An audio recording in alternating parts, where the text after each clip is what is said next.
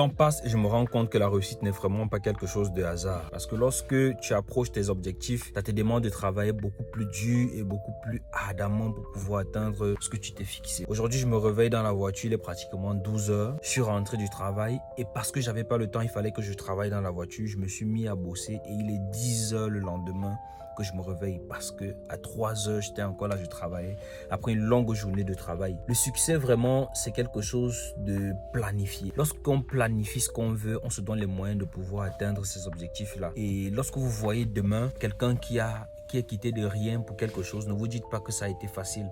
Parce qu'aujourd'hui, nous les jeunes, on a l'impression que non, les story time d'Internet peuvent claquer le doigt du jour au lendemain, on devient riche. Non. On nous parle des phénomènes de trading, de e-commerce, de tout ce qui va avec sur Internet. Pas qu'ils se lèvent comme ça, ils mettent de l'argent, ils font la publicité, l'argent vient. Non, ça se passe pas comme ça. C'est un planning, ce sont des recherches, c'est du travail acharné et c'est, regardez mes yeux, c'est du travail les amis, ça ne blague pas. Donc, il faut à un moment donné sacrifier beaucoup de choses. Enlever TikTok, mettre TikTok en sourdine dans la journée pendant qu'on travaille ou pendant le moment qu'on est en train de réfléchir sur son projet.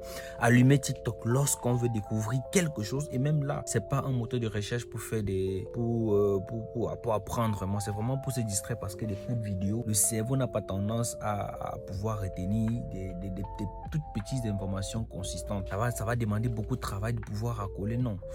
Donc, jusque-là, si vous allez sur TikTok pour faire du business, c'est très important. Et le fermer quand vous avez programmé travailler. Je suis là, je ne me suis pas lavé. C'est là où l'idée de faire cette vidéo me vient. Ce n'est vraiment pas facile. Ça demande beaucoup d'acharnement. Beaucoup. Parce que je vois aujourd'hui quelqu'un qui gagne par exemple 2 millions le mois, 1,5 million le mois. Il rentre, il se dit que c'est suffisant. Il rentre à la maison, il allume TikTok et puis il voit des vidéos, il scrolle pendant toute la journée. Les amis, l'avenir va vous surprendre.